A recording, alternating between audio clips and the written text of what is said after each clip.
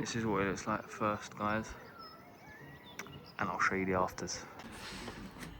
This is what I'm dealing with.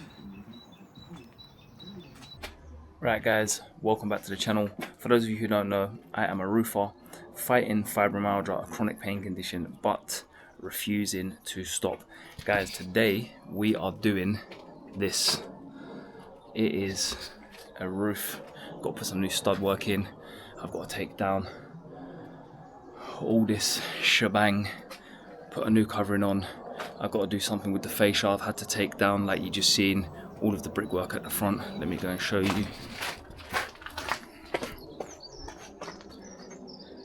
Them two bricks are coming off. I'm gonna put some wood out to here, some fascia around. Let's get it, guys. Right guys, this is where we are up to. I've got to cut 2 bits of wood here. I took this down, obviously. So all this mess, all this brickwork up there, there was a coping stone, but it was no good. It was bad. So what I've got to do, I've got to put 2 bits of wood along here on top of each other to match this. Screw in to here, screw into the back, and put it all together. This is where I'm at, guys. I've had to put another one along here because it was rotten, and then we're gonna get some more here.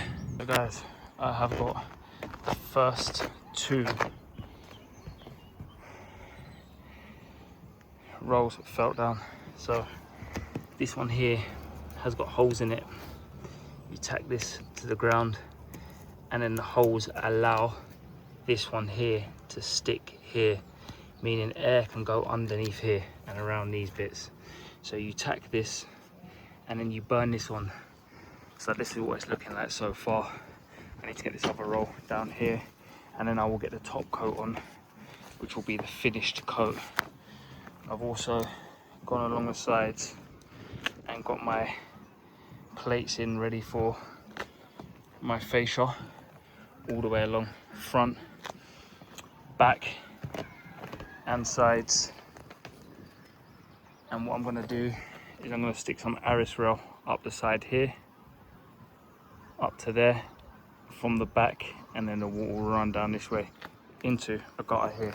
Also guys, so as the roof is falling this way, I like to crisscross. So these are coming this way, and then my main felt is going to go this way, starting here. So you always start from the lowest point. So these wraparounds here, they've got to come up first, and then the next one goes on top of it, so the water hits it and runs above it down into the gutter system that I'm going to put in here. You will see as we go along. All right guys, we are in a good position now. So we have 2 layers down.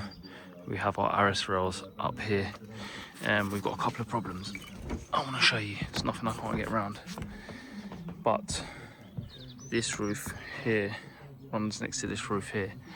So I've had to put an Arris here, and what I'm going to do is I'm going to put my flashing up and underneath this fascia. This fascia was already ripped out here from a previous job, so I'm just going to have to patch it in. And we've also got the problem here where the roof goes down a bit like this. So we're going to have to try and get a straight line with our battens on the back for our wraparounds, because if we don't, our wraparounds and our fascia is not going to sit properly here. And the reason I couldn't just get this straight is because I would have had to put a lot of muck here underneath here because the brickwork was terrible before. And I would have had to wait a day for it to dry, and I ain't got time for that, so let's get it gone. All right guys, so this is how the wraparounds work. So these are called drip formers, and they are 1.2 meters long. First of all, you pin these, whatever size you need of these, onto the side, and then you pin the drip formers over the side, over the top of them. And what happens is you have a black